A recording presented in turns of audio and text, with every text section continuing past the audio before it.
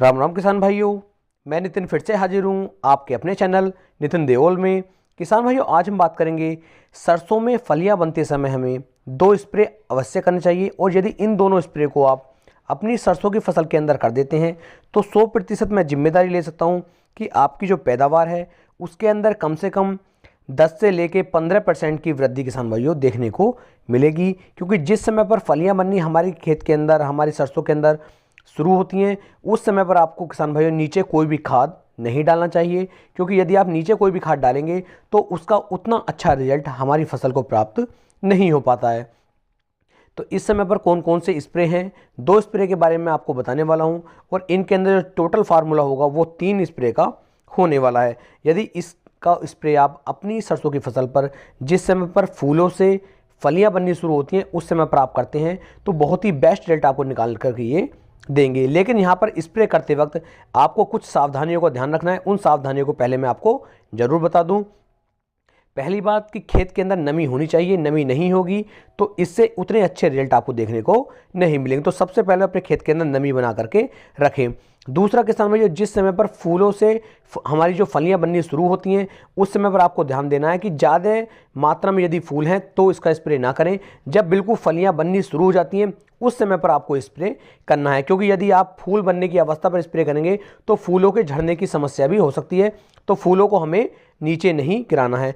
यहाँ पर एक चीज़ का आपको और ध्यान देना है, जब आप स्प्रे करेंगे तो आपकी जो नोजल होगी वो बिल्कुल बौछार वाली होनी चाहिए, बिल्कुल हल्की बारीक वाली, जिससे कि फूल आसानी के साथ नीचे ना गिर पाए। यानी कि उसकी धार ज़्यादा मोटी आप ना करें, बिल्कुल हल्की सी बौछार वाला आपका स्प्रे होना चाहिए जो आप हल्का हल्का करते हुए पूरे खेत में निकल जाएं, जिससे कि आपको सिर्फ फ़ायदा हो, नुकसान बिल्कुल भी ना हो। क्योंकि कुछ किसान भाई क्या करते हैं कि वो तेज़ी के साथ स्प्रे करते हुए निकल जाते हैं, उससे हमारे फूल गिर जाएंगे, फलियां भी गिरेंगी, तो उससे फ़ायदा कुछ नहीं होगा, सिर्फ किसान भाई नुकसान ही देखने को हमें मिलेगा। तो स्प्रे करते वक्त आपको इस चीज़ का बड़ा ही ज़्यादा ध्यान देना है।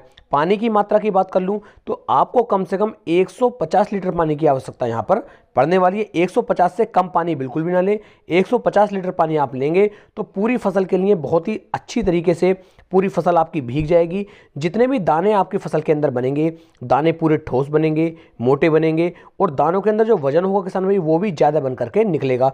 जो आपकी फलियों का साइज होगा वो फलियों का साइज भी किसान भाइयों बढ़ जाएगा। तो सभी चीज़ों में ये जो है दोनों स्प्रे कारगर साबित यहाँ पर होने वाले हैं। इन स्प्रे का उपयोग जो है आप एक बार करके देख सकते हैं। ज़्यादा बड़ा खर्चा यहाँ पर देखने को नहीं मिलेगा। मुश्किल से 250 से लेकर 300 रुपये का खर्चा आपका आने वाला है, और इतने रुपए में ही आपकी जो पैदावार होगी उसमें कम से कम 15% तक की बढ़ोतरी जो है किसान भाई आपको देखने को मिलेगी। यहाँ पर जो आपको स्प्रे करना है बोरोन 20% वाला। जो बोरोन 20% में आता है, ये स्प्रे मैंने कल आपको गेहूं की खेती के अंदर भी बताया था।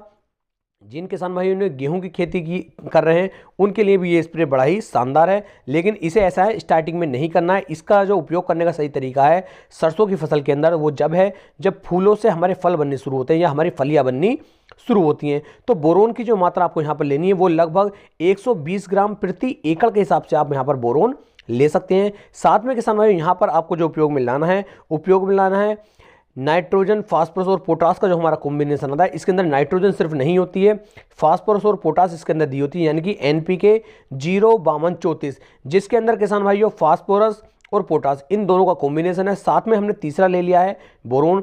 तो इन तीनों का जो कॉम्बिनेशन है ये इतना शानदार किसान भाइयों हो जाता है कि हमारी जो फलियां होती हैं इन्हें ये लंबा करेगा, दानों को मोटा करेगा, और दानों के अंदर वजन भी ये बढ़ा देता है। तो इसकी मात्रा जो आपको लेनी है NPK 05234 की वो 1 किलोग्राम प्रति एकड़ के हिसाब से लेनी है। यहाँ पर एक समस्या किसान भाइयों आपको और देखने को मिलेगी। उस समस्या का नाम है NPK 05234 का पानी में ना घुलना। ये सबसे बड़ी समस्या आती है, इसलिए वीडियो को पूरा लगातार देखते रहें। क्योंकि NPK 05234 जो होता है इसे आप हल्के गुनगुने पानी में यदि घोलेंगे तो ये पानी में बहुत तेज़ी के साथ घुल जाता है, और यदि आप ठंडे पानी में घोलते हैं तो पानी में घुलने में ये थोड़ा सा समय लगाता है। कभी कभी किसान भाइयों ये पूरा घुल भी नहीं पाता। तो जब भी आप NPK 05234 को घोलें, गर्म पानी में घोलें, गुनगुने पानी में घोलें, बहुत तेज़ी के साथ मिक्स हो जाएगा और आपका बोरोन और 0.52 एक जगह मिक्स करें। 150 लीटर पानी के अंदर डाल के आप हल्की बौछार से पूरे खेत पे स्प्रे कर दीजिए। बहुत ही शानदार और अच्छी पैदावार ये स्प्रे आपकी सरसों की फसल के अंदर निकाल करके देंगे। ये मेरी 100% जिम्मेदारी है। यदि वीडियो पसंद आई हो तो वीडियो को ज़्यादा से ज़्यादा शेयर करें और अपने भाई के चैनल को सब्सक्राइब करें, जिससे कि आने वाले समय में आपको मेरी सभी वीडियो की नोटिफिकेशन जल्द से जल्द मिलती रहे।